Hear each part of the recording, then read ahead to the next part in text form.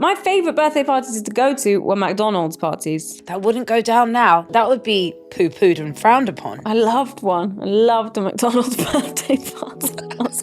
The icon has landed in the decade of 40. Who knows what BBC Sounds have up their sleeve? He didn't get enough security on the door, so there wasn't enough security. So there was like 250 people outside that couldn't get in to our 21st birthday. This episode of Miss Me contains some very strong language and some adult themes. Welcome to Listen, Bitch. It's that time of the week. The birthday edition. The birthday edition of Listen, Bitch. Bon anniversaire. Well, we've just had my birthday. And then it is going to be my birthday. All of our lives, like most people's, our birthdays don't change. And they've been 7 days apart since the day Lily was born. Since that beautiful, magical day when I was 1 year and 6 days old and the love of my life was born. Lily, Rose, Beatrice, Allen. Both Taurians, both mental and like home comforts. Yeah. And loyal. Loyal to the bone. We haven't always been the most loyal to each other, but, you know. No. We've got there in the end. Don't incite those mum's net bitches, Lily. I cut a bitch for you now, babe. Thanks, Lil. I know you would. Let's go to our first question. It's birthdays, obviously. It's birthdays. What are we going to be asked? Hi, Lily and Miquita. This is Nathan. I'm calling from Nashville, Tennessee. I have a question about birthdays. I feel like there can be a lot of pressure around a birthday. Sometimes you have really high expectations. Sometimes it doesn't live up to those expectations. I'm trying to get to the point where a birthday for me is just a nice day, that I don't expect anything more than that. Sometimes you can't even control that, but that's the bar for me. So my question is, have you ever had a birthday where you had really high expectations and it definitely met them or exceeded them? And on the flip side, have you ever had a birthday where you had high expectations and it absolutely did not meet them? Thank you. Huge fan of you both and of the podcast. Bye. You can't even bloody remember, can you? What? Which one? You don't remember any of your birthdays, so I don't even think you'd remember having high expectations for any of them. Don't know what we did for your 21st. Yeah, I think, didn't we have a thing in my mum's garden? Yeah, maybe. Or was that the Claridge's one? No, your Claridge's was your 24th. Okay. That was legendary. That was legendary. I spent the whole night with Mark Ronson and have I told this story? I'm going for lunch with him straight after this record today. How's he doing? Because he had a kid, didn't he? He's got 2 babies now. Oh, yeah. I love his marriage. Yeah, it's very sweet. Very interested in it from the outside. Tell him that. I will.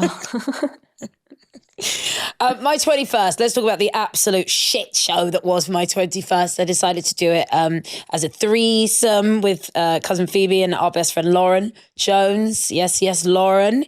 And it's just such a shit show. Such a disaster. What happened? Oh, please, you were there. I threw so much money at this thing because I was mental. Where was it? We did that church in Hackney, on Hackney Road. Oh, yes, I remember. But I hired coaches to bring people from Westbourne Studios from Grove to Hackney. Because in those days it was still we're going where? Hackney? I'd only lived there for a year. Yeah, people would be like, I don't know, I'm not getting on the tube. Yeah, so you had to provide transportation to get people to come. I had to get some coaches, obviously, for Charlie Roberson and Crockett. And what was the problem? No offense, my stepdad Garfield hired a really dodgy, weird, kind of birthday planner, this weird German guy who we never saw again. And he was terrible and didn't know how to throw a party. And I never understood why we got him, because my dad throws parties for a living and our family throw parties all the time. So I was like, why do we need this guy? And he did these, what's it called when there's an outline of a Victorian silhouette, face? Oh, yeah. What do they call those things? They're called cameos. Cameos, yeah. He put those all over the place. I was like, what is this aesthetic? He sort of tried to make it look like... Was it you? Maybe me, Phoebe and Lauren. in cameo form. Yeah, it was just awful. And also, he didn't get enough security. This is a big one. He didn't get enough security on the door. So there wasn't enough security to handle the capacity, Right. which is bullshit because obviously we knew we were going to fill the space and the space was for 500 people, but he'd only got a few security. So there was like 250 people outside that couldn't get into our 21st birthday. Like Charlie Robeson didn't get into that bit. And then I had the after party at the church in Bethnal Green that I lived in. And that just got... I just got very serious. But wait a second, can you just... So you had capacity for 500 people. You were there. But you had invited 750 people. No, we'd invited 500, but they only got security to look after 250. And we were like, and they were like, well, we didn't know you'd fill the space. It's like, but you've seen the guest list and we've invited 500 people. He was just like a bad party organizer. And because we do so many in the family, I could see all the holes in his work. And then we think he stole all Lauren's birthday presents. Her 21st birthday. And she's got rich family members who would have got us some nice stuff. So yeah, it was an absolute shit show. And Lauren still bitches about it to me now. So yeah. Yeah, that would sting. Yeah. Like a whole pile of presents that you don't even know what they were. For your 21st. Like, come on. That shit would keep me up at night. Yeah. So I think that will do for answering the question. I've been taken back to a really hard time. Hey, next year, your 21st birthday would have been half your life ago. No, isn't that this year? Because I'm 41 and that was my 21st. No, 21 plus 21 is 42. Okay, yeah. Sorry, my head scrambled by telling that bloody story. Memories in the corner of my mind. Let's have another question. Let's keep going down memory lane, birthday themed. Hi, Lily and Miquita. Happy birthday week to you both. I hope you both have a great birthday. I've just put the kids to bed and we were talking about kids' parties because they seem to go to one every other week. They have a far more active social life than I do these days. But kids' parties are mental these days. I love a kid's birthday party, don't get me wrong, but some of the stuff that people do is just incredible, but mad.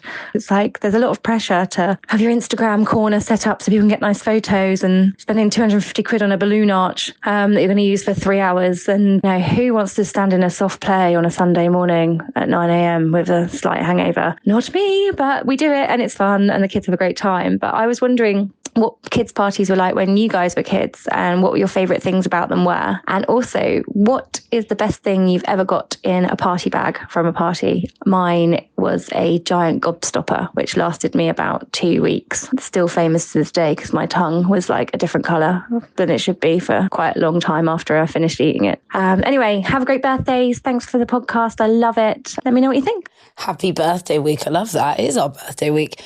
I forgot about party bags. God, that must get so expensive. Because I used to have quite big kids' birthday parties. The ones I had at Fred's, which was a club in Soho that our family used to do the kids' parties at, which is quite good thinking, I used to think. I guess then you got to do party bags. I think mine used to be at like Smolensky's Balloon. Do you remember Smolensky's Balloon? No, what is that? It was like this kids kind of restaurant that I think I had my birthday party in a couple of times. My favourite birthday parties to go to were McDonald's parties. They weren't that common though. Actually, no. No, they really were. That was like a port of call for kids' birthday parties. That wouldn't go down now. That would be poo-pooed and frowned upon in like a mum's gang, parent gang now. Yeah, for sure. Right? If you said we're having a birthday party at McDonald's, I don't think parents would want to come or bring their kids. No, I loved one. I loved a McDonald's birthday party when I was a kid. So exciting. And then that's when you got the crowns. Yes. And Happy Meal in your little box. Loved that shit. Tootsies as well. Charlie Robeson had a good one at Tootsies. Oh, Tootsies. You know what my mum made the other day, Lil? Do you remember the deep fried mushrooms from the Gate Diner? Yes. That came with the sour cream dip. Oh my God. Me and Phoebe just had a memory of it the other day. And my mum was like, I'll make that for you. And it was like a traveling back to another time viscerally just from this deep fried mushroom. It used to be on like 70s pub lists. But anyway, yeah, birthday parties when we were kids. my mum really puts a lot of emphasis on celebrating a birthday. She would drag hers out and still does for weeks, sometimes months. So I was taught from a very young age that you got to do something. And when I stopped doing things, it was really freeing. Sort of around 26, things weren't going well and there wasn't much to celebrate. And my mom was like, I don't think you need to throw loads of money at some birthday party right now. I think you need to look at your life. And I was like, what? Okay. But she was so right. I was in Mexico interviewing Brad Pitt for that film Moneyball. As you do. Yeah. Yeah, my 20s. And she called me and said that to me and it really upset me, but she was so right. There's a time and a place for a party, even when you're a kid. Oh, I wanted to say, have you seen With Love from Meghan? No. Like Meghan Markle's new show on Netflix. Oh, yes, I have. Yeah. Right. When she made the balloon arch, and I love Meghan Markle, I suddenly stopped liking her for a minute. And I think it was like this casual approach to something that seemed quite tricky and complicated. And I felt like if I didn't know how to make a balloon arch as well as her, I'd probably feel like a bit of a shit mum for that day. Can you make a balloon arch? No, I can't make a balloon arch. Meghan wins. I can buy a fuck ton of balloons and just let them fly up to the ceiling, which is what I do for my kids' birthdays every year. By the way, just because we're talking about a very famous female person who's, a bit divisive, I would actually like to apologise for being mean about Katy Perry last week. Oh. There was actually no need for me to bring her name into it. And it was my own internalized misogyny. I've been thinking about it a lot. And it was just completely unnecessary to pile on with her. I disagree with what it was that they did, but she wasn't the only person that did it. Yeah, she was possibly the most famous and the one that, it divides people the most. And so, I don't know, there was something in me that decided to choose her as the person that should, well, anyway, I'm just sorry. I would have been hurt if it had been me and someone in my industry used you in your name. Used me in my name, and I saw that, and I'm sorry. I'm sorry, Katy Perry. I know you don't listen to the show, but yeah, sorry. I'm really happy you said that. That's the good thing about Miss Me. It's on every bloody week, so we can right our wrongs the next week or the next one. I think it's time for us to take a little break. Yeah, I'll have a little break. Break time. Yeah, it's break time. You can listen to every show that we've ever done, all on the BBC Sounds app. Yes, this week's show was impeccable, I must say. We talked about television and theatre, all things beginning with T. Very important to us. If you're enjoying this episode of Miss Me, you can find loads more podcasts you might like on BBC Sounds, like Diddy on Trial, the BBC podcast where I follow every twist and turn in the run-up to Sean Diddy Combs' federal trial in May. I'm Anushka Matanda-Dowty, and each week on Diddy on Trial, I go behind the headlines, from the deepest conspiracies to the latest allegations. Listen now on BBC Sounds. Welcome back. And we're back.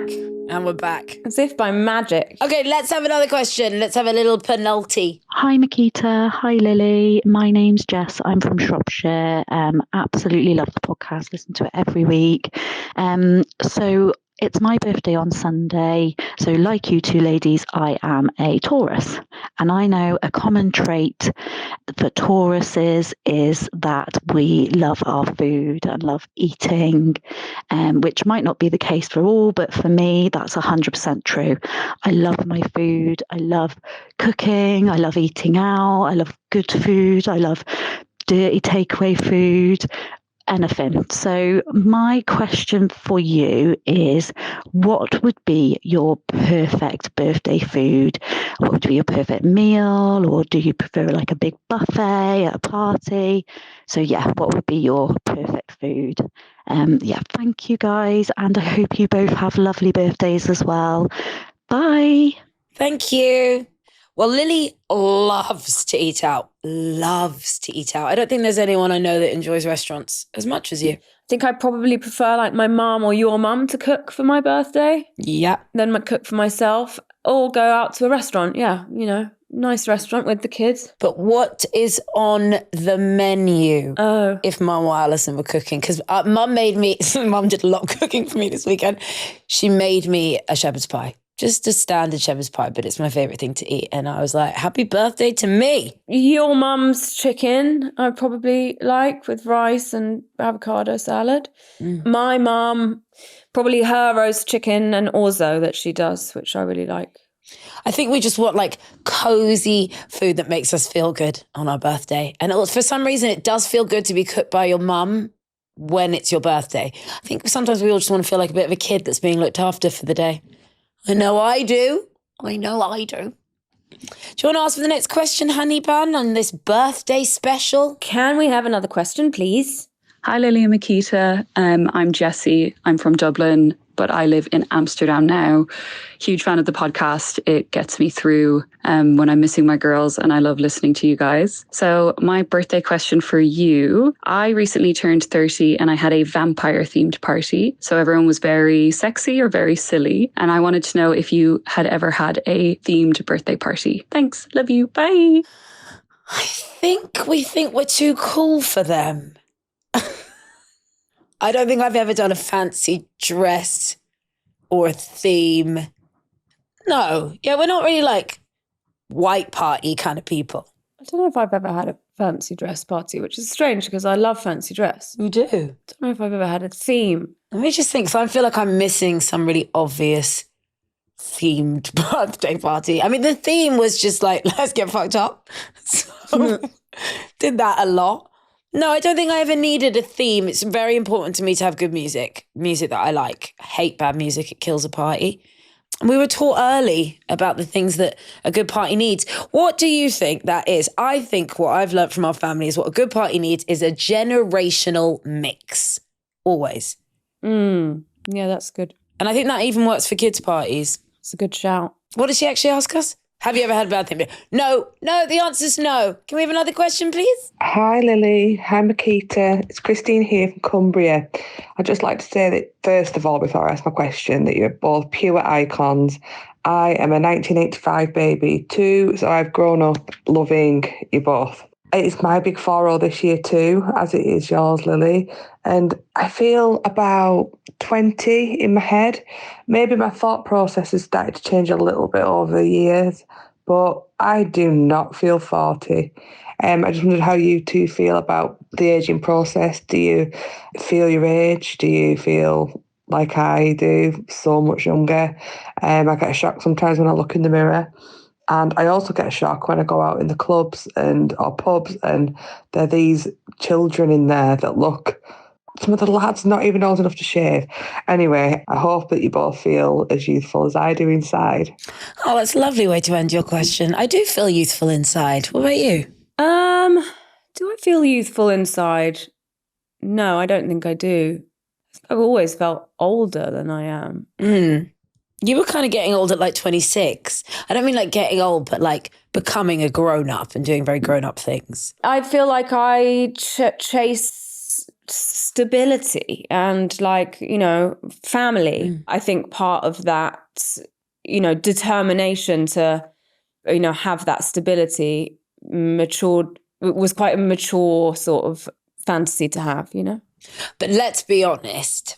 We didn't think we'd look like this. I thought we'd be old. I thought we'd be, hunchbacks with walking sticks. At 40? Yeah, 40 felt very old to me when I was 20. I was even remembering living at my friend Dorothy's house. Remember Dorothy? When I was 31 and she was 43 and I was like, oh my God, I can't believe she's that old. I can't believe she even still leaves the house. And it's like, because she was a dancer, and I was like, why does she still look good? She's 43. So this is like, old rules that we were told by who the fuck knows who the fuck knows when, about what 40 meant. Wouldn't it be very clever of the world around us and society to tell women or anyone that turning 40 is the time where you become invisible, when actually it's probably when you become your most powerful? Wouldn't that be quite convenient? And it's all we've got to do is just like not listen to that one particular rule, because it's total bollocks. It's been quite fun finding that out, actually. I think I feel about 32, which is pretty good. for 41.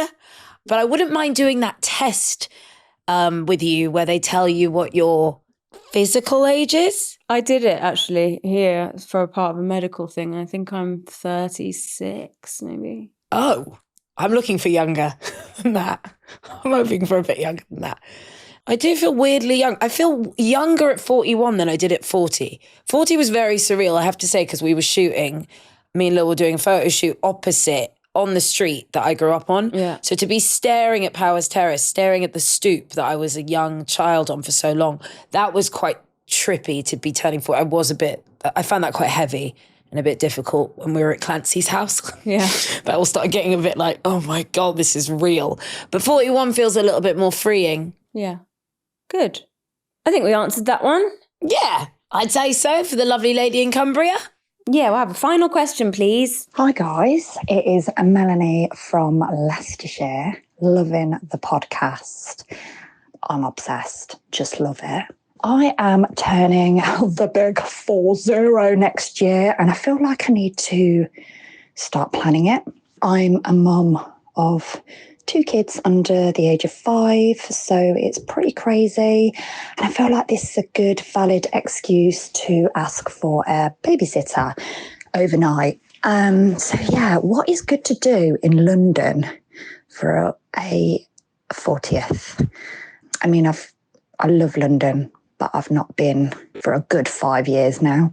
And I can imagine it's changed quite a lot in those 5 years. So yeah, let me know what's good to do for a big birthday. Bye-bye. Well, I mean, Leicester Square, obviously. But wait, so she's from Leicester, right? And she's going to bring all her friends from Leicester to London for a party. I think so. I think she's like, that's where I want to spend it. I'll bring my people up to, she's like coming up to town for the night. What's our little black book? Just go clubbing. Well, like we know where to go clubbing. Well, the Notting Hill Arts Club was a good place for your 40th. Thank you. Yeah. That was great. It was great, wasn't it? It was a bloody good party. I have no fucking idea where the club is in London at the moment. I have heard that Uptown Splurt is starting up again, though. You know that ragga thing that I used to go to? I'd slip off when... No. Lily, I found a picture of us leaving that place the other day. Yeah, it's restarting. That was there it is. There it is. It was a vibe. I don't know if it's a vibe. What are we wearing? Oh, no. Oh, my God. Am I wearing Uggs? Oh, you're quite good. You're in like a blue Barber. I've got the obligatory indie sleeves leather jacket on. God. And winkle pickers, Miquita, and winkle pickers. Oh my God, I look like a fucking mad person. I'd go there with you. Do you think it'd be in the same place in town? No, that's what I asked Seb. I said, is it at Cameos? And then I don't think Cameos exists anymore, but that was a night. I would find a ragga club and go there. Yeah, that's so true. Because that just doesn't really exist until you have a birthday party. So yeah, this is what I do. Find Cameos. I have to say, our friend who Lil's talking about, Seb Chu, did this night called Yo-Yo with Leo at Arts Club for years and years and years. And it, gave so many people so much fun in their youth. But they came back last year and started doing street parties, like block parties, like old school block parties. And they had one the other night. They started again. Yeah, I still haven't been to one, but I have to say, it looks like an actually good party, which you don't really see much on your phone. You don't see many parties. You think, I want to go to that. Supposedly, if you were having a good time at a party, you wouldn't be filming it. Yes, quite.